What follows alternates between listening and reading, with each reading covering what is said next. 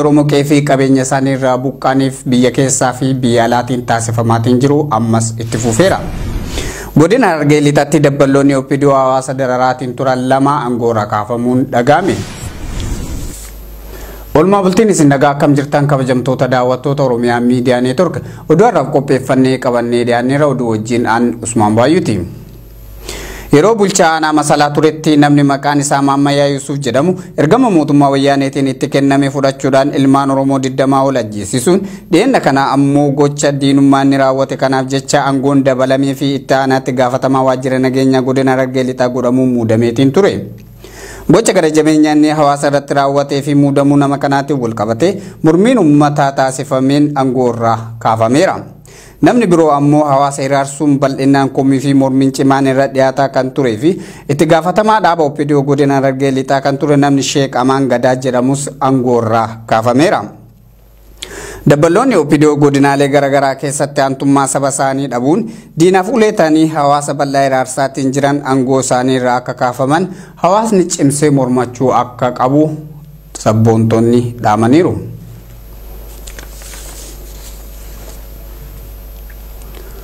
Simannaan ilmaan Oromoo manni hidhaa wayyaaneetii gadi lakkifamaniif hawaasaan taasifamaa jiru godinaalee Oromiyaa hedduu keessatti haala ho'aan cimee itti fufeera. Godina Arsii Lixaattis manguddoo ganna 87 kan ta'an obbo Dhaqqabaa Waariyoo dabalatee ilmaan Oromoo mana hidhaatii gadi lakkifamaniif simannaan godhameefii jira. Abdusalaam Hasan gabaasa dabalataa haala itti qindeesseera. Hidhamtootni siyaasaa Oromoo akka gadi lakkifaman gaafa murteen dabreerraa kaasee hawaasni Oromoo hidhamtoota isaa akkamiin akka simachuu qabu yaadu akkan oolle waanuma beekamuudha. Dhiibbaa fi qabsoo addaawaa uummatni Oromoo gaggeessaa jiruun mootummaa wayyaanee hidhamtoota siyaasaa gadi lakkisa jechuun waadaa galameen wal qabate hidhamtootni siyaasaa muraasni gadi lakkifamaniiru. Waadaan galame guutumaan guututti hojiirra ooluu baatus hidhamtoota siyaasaa muraasaa gadi lakkifamaniif uummatni Oromoo godinoota garaagaraatti simannaa ajaa'ibaa gootota isaaf taasisaa jira. Hidhamtoota kanneen keessaa durataa paartii Koongireesii Federaalistii Oromoo Dr. Mararaa Guddinaa dabalatee hidhamtootni siyaasaa Oromoo kan akka Dr. Rufaa'el Disaasaa Yuunivarsiitii Wallaggaatti barsiisaa, Lalisee Baahiruu, Barsiisaa Ashabbir Onchom, Barsiisaa Caalaa Dhiyeessaa, Taaddasee Naga'oo fi kanneen biroo warroota mana hidhaa keessaa gadi lakkifamanidha. Uummatni Oromoo godinootaa fi magaalota garaagaraatti hidhamtoota kanaaf simannaa ho'aa taasisaa jira. Godina Arsii Lixaa magaalaa Shaashamannee kutaa magaalaa Kuyyaraattis qeerroon magaalaa Shaashamannee aanaalee fi magaalota godinichaa garaagaraa irraa dhufuun simannaa ho'aa goota isaaniif taasisaa jiru. Manguddoo ganna 87 kan ta'an obbo Dhaqqabaa Waariyoo nama umrii isaanii guutuun kabajamuu mirgoota namoomaa fi dimokiraasii lammiileef falmataa turan ta'uun hawaasni magaalaa Shaashamannee fi naannawaa isee irra deddeebiin ragaa ba'u. Odeeffannoon maatii obbo Dhaqqabaa Waariyoo fi namoota seenaa isaanii dhiyeenyaan quba qaban irraa arganne akka mul'isutti manguddoo kanaaf manni hidhaa haaraa miti. Umrii isaanii guutuun hidhamaa ba'anii. Mana barumsaa Adventistii Kuyyaraatti gaafa barataa kutaa 11ffaa mootummaan Dargii lafa qonnaan bultoota Oromoo abbootii lafaa harkaa fuudhee saba birootiif hiruuf wayita jedhu mootummicha mormuun aanaa Shaashamannee kaampii waraanaa Togaatti hidhamuun hidhaa jalqabaa isaanii laakkaachuu kan jalqaban obbo Dhaqqabaan umrii isaanii guutuu qabsoo saba isaaniif nama of kennanii hidhaa fi dararaa hedduu keessummeessaa ba'anidha. Obbo Dhaqqabaa Waariyoo goota beekamaa umrii isaanii guutuu Oromummaaf isaaniitiif Oromoo fi uummata Oromiyaatiifis akkasuma qabsaa'aa turanii. Obbo Dhaqqabaa Waariyoo mootummaa sadiin darban Haile Sillaasee mootummaa Dargii fi akkasumas mootummaa Haga Wayyaaneetti nama falmaa gaggeessaa turanii. Akkasumas falmaa isaaniitiif ammoo deebiin mootummaa isaan hidhuu doorsisuu akkasumas miidhaa garaagaraa irra geessuu ture. Sirnuma Dargii kana keessatti yeroo garaagaraatti miseensa dhaaba Meesoon jedhamuun hiraarfamaa kan turan yoo ta'an umrii isaanii keessatti yeroo baay'ee mana hidhaa Maakalawitti dararamaniiru. Bara 1976 akka lakkoofsa Itoophiyaa mootummaan Dargii ukkaamsuun deebi'ee hidhuun mana adabaa Baatuu keessa tursiifamaniiru. Bara 1979 namoota hedduu naannoo Arsii Lixaa keessaa qabuun namoota baay'ee yoo fixan obbo Dhaqqabaan warroota akka carraa ta'anii lubbuun hafan keessaa isaan tokko. Mootummaan Dargii kufuuf waggaan tokko yoo hafus bara 1982 wayyaanee fi adda bilisummaa Oromoo waliin hariiroo qabda jedhamuun hidhamanii dararamaa turaniiru. Akka maatiin isaanii jedhanitti mootummaan wayyaanee bara 1983 akkuma Shaashamannee qabataniin manaa dhufanii fuudhuun magaalaa Shaashamannee fi achiin boodas gara magaalaa Hawaasaa fi Xeenaa Bilaattee geessuun hidhuun rakkisaa turaniiru. Bara 1994 qofa magaalaa Shaashamanneetti si'a 4 ol hidhamaniiru. Bara 1995 Shaashamannee fi Adaamaatti hidhamanii. Bara 1987 Shaashamannee qabuun mana hidhaa baatu. Bara 1998 magaalaa Adaamaatti ukkaanfamanii hidhamaniiru. Keessumaayyuu mootummaa kana keessaa yeroo isaan mana ofii jiraatanii maatii ofii waliin dabarsan caalaa yeroo isaan mana hidhaatti dabarsantu irra baay'ata. Kunis yeroo baay'ee manneen hidhaa Qaallittii, Qiliinxoo, mana hidhaa Adaamaa isa durii akkasumas mana hidhaa Baatuu magaalaa Zuwaay dur jedhamuun beekamu keessatti yeroo hedduudhaaf irra deddeebi'aa kan hidhamanaa turanidha. Bara 2001 fi 2004 magaalaa Shaashamanneetti hidhamaniiru. Jiruu fi jireenya isaanii irraas ogguramanii. Bara 2008 akka lakkoofsa Itoophiyaa Shaashamannee butuun maakalaawii geessuun waggoota 2 tursiisuun gadi lakkisanii. Waggaa tokko keessa yoo xinnaate si'a 2 manneen hidhaa aanotaa fi magaalotaatti hidhamuun haqa isaaniitti kan jedhan maatiin miidhaan kun hundi kan irra gahaa ture sababa quuqama sabummaa qaban qofaaf ta'uu ibsuun yeroo mana isaanii ta'anii ijoollee guddisan irra yeroo mana hidhaatti dabarsantu caalaa jedhan. Manguddoon qabsoo Oromoo keessatti umrii isaanii guutuu fixan kun jijjiirama yeroo ammaa dhufee fi qabsoo qeerroon gaggeessaa jirtu keessatti gaheen isaanii olaanaa ta'uu kan ibsan hirmaattotni simannaa isaanii kun obbo Dhaqqabaan nama kaayoo ofiitiif buluun kabajaa inni qabu nu barsiisan nama guddaadha jedhan. Akka yaada hirmaattota simannaa kanaatti qabsaa'ota keenya kan hidhe wayyaanee ta'us kan hiike uummata Oromoo ta'uu ibsuun qabsoon tarsiimoo masakame hidhamtoota siyaasaa keenya kanneen hafan biroo fi kaayoo ijoo keenyas galmaan ga'uu danda'as jedhaniiru. Dhaadannoolee simannaa goota kanaa irratti jedhamaa turan keessaa yaa Dhaqqabaa warra shaashee wayyaaneen haa baddumaa labbaashee jechuun dhiyeessisaa akka turanis odeeffannoon arganne ni mul'isa. Iddoo garaagaraatti gootota ilmaan Oromoo saba isaaniif of kennanii qabsaa'uu qofaan mana hidhaatti dararamaa turan gadi lakkifamaniif simannaan ho'aan taasifamaa jiraachuu gabaasa keenya tanaan duraan isin biraan ga'uun keenya kan yaadatamudha. Gargaarsa lammiilee Oromoo shira diinaatiin qe'ee fi qabeenya isaanii irraa buqqifamaniif godhamaa jiru biyya Masrii magaalaa Kaayiroo keessattis hawaasa Oromoo baqattummaan as jiraataniin walitti qabamaatiin jira. Gargaarsi magaalaa Kaayiroo fi naannawa isitti walitti qabamaa jiru kun lammiilee Oromoo qe'ee fi qabeenya isaanii irraa buqqanii gammoojjii godina Baalee keessa qubachuun beelaan dararamaa jiraniif akka oolu ibsameera. Hawaasni Oromoo baqattummaan biyya Masrii jiraatan hunduu lammiilee miidhamaa jiran kanneen gargaarsaan cinaa akka dhaabbatan kureen deeggarsa kana walitti qabaa jiru hawaasaaf waamicha godhaniiru. Badri Yuusuf waan itti dabalu qaba.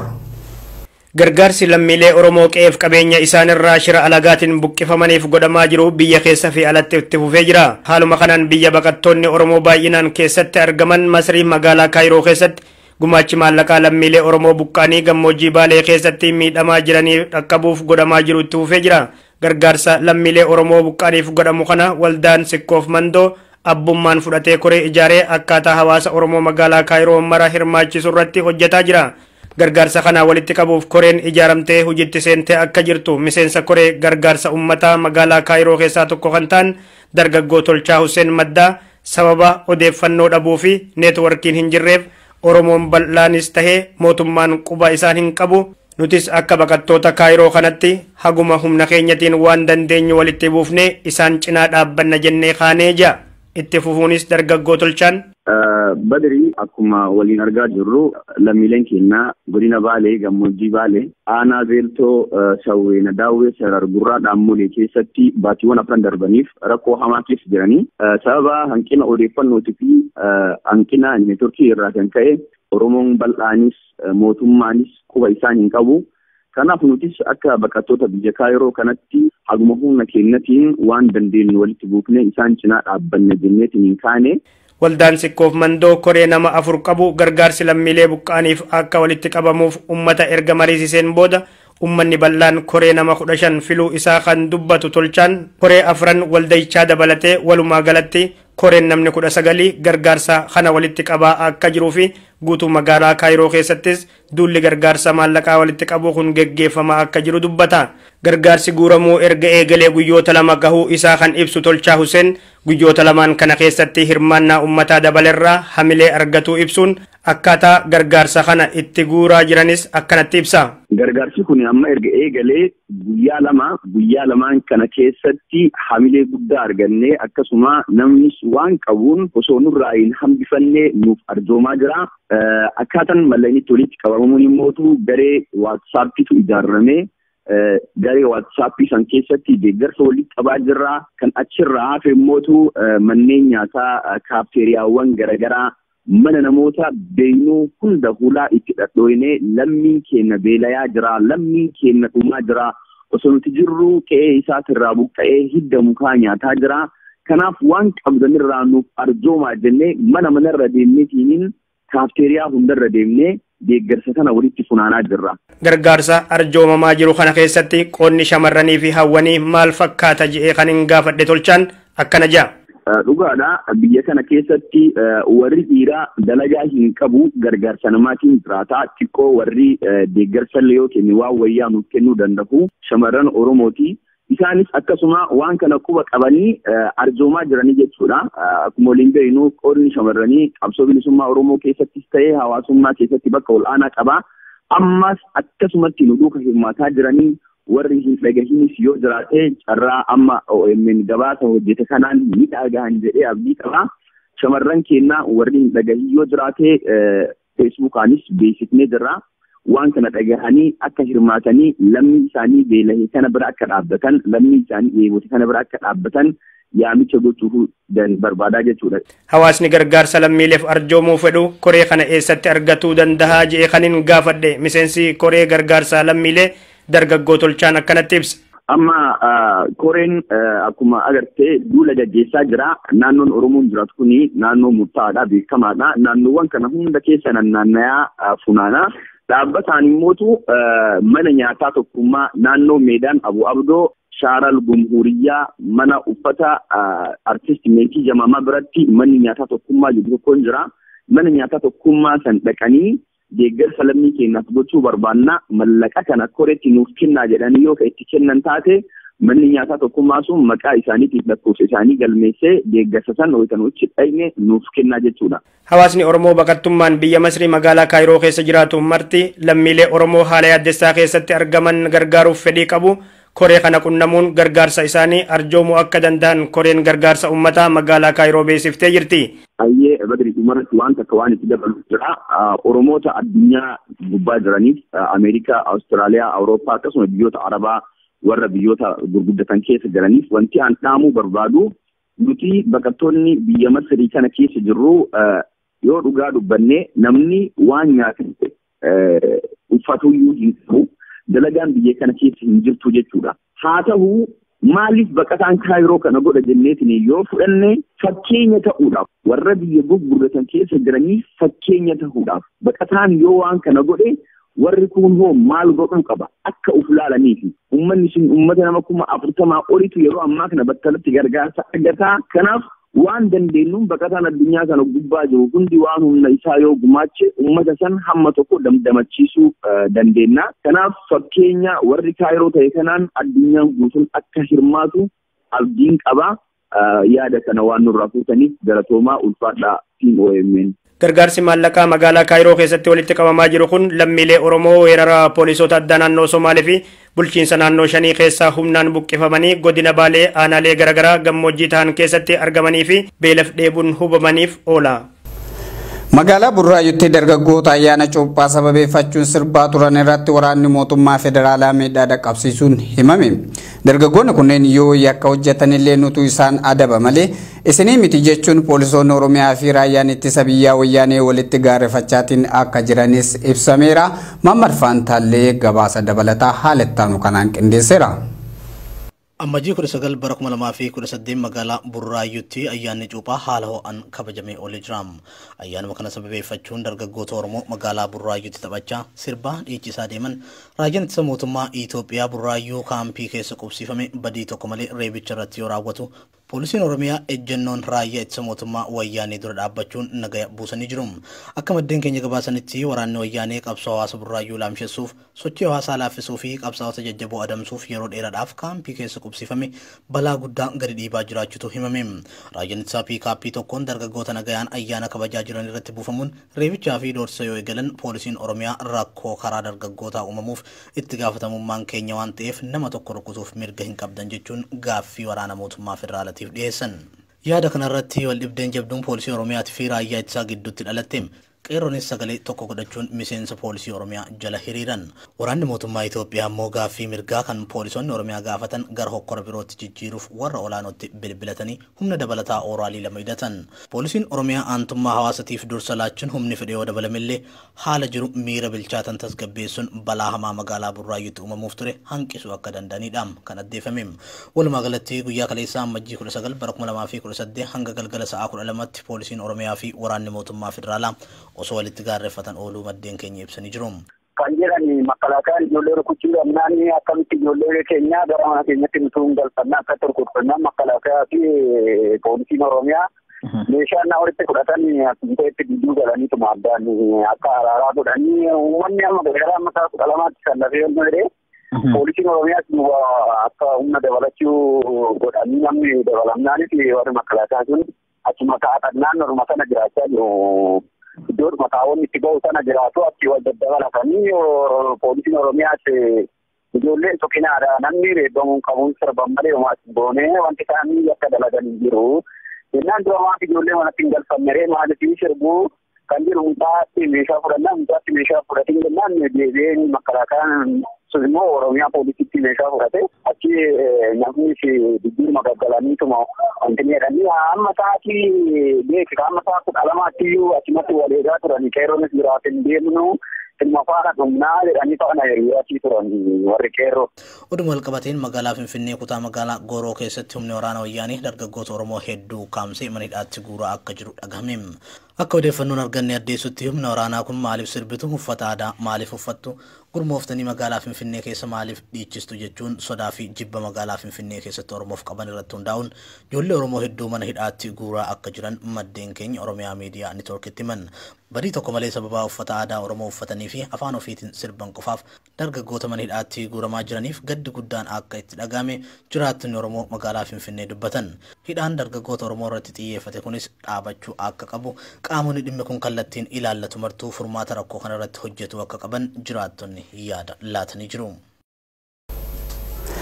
Godina Harargee Bahaa naannoo magaalaa Haroomaatti kan argamu harri xiniqqee dhiibbaa namtolcheetiin goggoguun qeeqa jabaa hawaasaan dhaqqabsiiseera. Goggoguu hara kanaatiin wal qabatee dhaabbanni Harar Biiraa jiraattotaan komatamaa kan jiru yoo ta'u dabballoonni bulchiinsa irra jiran tokko tokkos warshaa kana waliin ta'uun yakka hojjechaa akka jiran gabaafameera. Usmaan Abdullatif. Godina Harargee Bahaa jiraattonni naannoo magaalaa Harmaayaatti argaman hanqina bishaanii baroota afurii oliif qaban furachuuf sochiin godhaa jiran dabballoota bulchiinsa garasii tokko tokkoon danqamaa jiraachuun dhagahame. Jiraattonni ardoota Finqillee, Xinniqqee, Qeeransa, Kurroo fi Guddee hara guddoo xinniqqee tan isaan jidduutti argamturraa tajaajila bishaan dhugaatiitiin hangafe tajaajiloota garagaraatiif itti fayyadamaa turuun beekamaadha. Ta'us garuu baroota afurii as dhaabbanni Harar Biiraa hara tanaa fi eelota ollaa hara tanaa jiran maratti fayyadamuun bishaan xuuxee goggeessu jiraattonni komatan. Bishaan waraabbatu kanaas dhimma dhuunfaa isaatiif oolfata. Dhaabbanni kun eelota 6 naannoo kanatti qotee itti fayyadamaa turus jiraattonni himanii hanqina bishaanii isaan mudachaa jiruuf adda dureen itti gaafatama dhaabbata kana taasisan.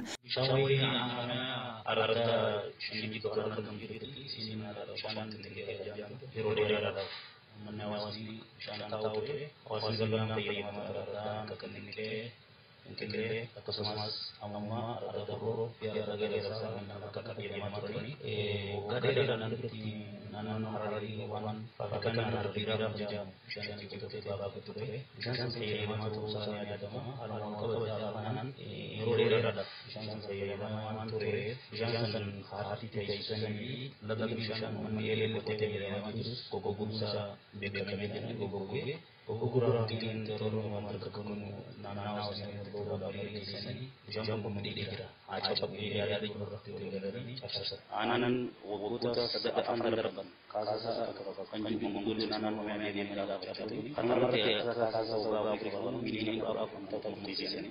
Jumbo ini mamal milih milih sewan kababe kufuran nagal saya kufuran. Karena mas berada nawan dia menggul ini mengarah dan kasa ini berada nawan memilih ini karena berarti dia berada berubah dari kabar ulama sedikit kita mama zakko salim jam situ perlu bicara di depan menurut bahasa jadi dan jadi anak-anak seperti Jiraattonni araddoota kanneen dhiibbaa isaanii ragaa jirtu qaama dhimmi ilaallatu mara beeksisuun oolle ta'us garuu furmaanni laatameef mul'atu dhimma jiraachuu fi du'uu ta'uu waliin furmaanni qaama bulchiinsa irraa humaatuu isaan gahuu dhabuun dallansuu jabaan akka haguugamaniif har'a saaqe.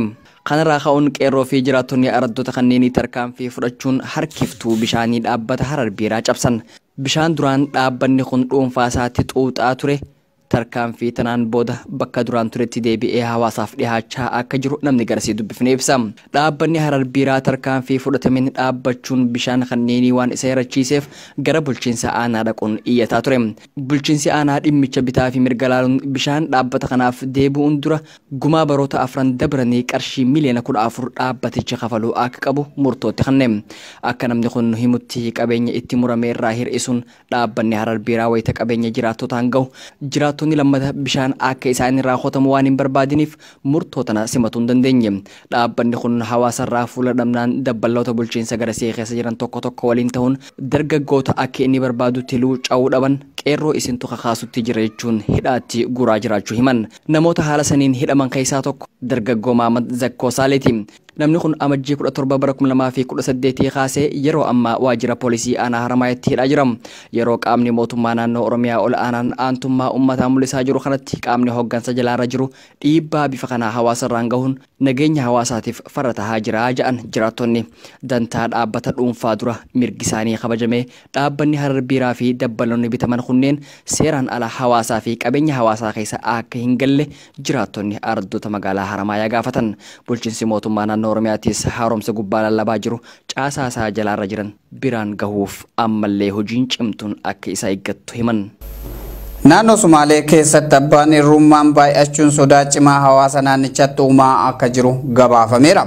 Dargaggoonni abdii achi keessa isaan tursiisuu dhabuun baqattummaa balaadhaan guutamteef saaxilamaniiru jechuun miseensonni dhaabbata gaafii haqa qabnaa yookiin afaan Sumaaleetiin Dulmidid jedhamee waamamuuf yaada kennaniiru. Durataan dhaabbata Dulmidid jedhamu obbo Umar Dul Abdul Qadir yaada VOF kennaniin ummata keenyaaf sagalee ta'uuf dhaabbata kana kan uumne jedhan. Kaayyoon keenya ijoon rakkoolee naannicha keessatti mul'atan saaxiluu fi furmaata itti barbaaduudha kan jedhan namni kun naannoo Sumaaleetti pirezidaantii fi deeggartoota isaanii rakkoolee dhiitta mirga lammiilee irra gahu mootummaan federaalaa jidduu seenuun rakkoo kana furuu hin dandeenye jechuun dhalattoonni Sumaalee biyya Ameerikaa jiraatan qeeqa isaanii dhiyeessaniiru. Sadaasa dabree kan hundeeffame dhaabbanni Dulmidid kun pirezidaantii naannoo Sumaalee obbo Abdii Illeetiin namni isa gaafatu tokkollee waan hin jirreef akka barbaadetti miidhaa inni lammiilee nagaa irraan gahaa jiruuf fala barbaaduudhaaf dhaabbata hundaa'edha jechuun dubbataniiru. Gabaasni kan VOA'tti Abdusalaam Hasantu qindeesse. Hayyaka kabajamtoota daawwattoota keenya oduun har'aaf jennee Oromiyaa Miidiyaa Neetwoork irraa isin dhageessaa turre kan hangammaa daawwattanidha. Oduu har'aa dubbisuun isin wajjin kan ture Usmaan Baay'ee ogeessa kaameraaf teeknikaa Abdi Jamal wajjin ta'uudha.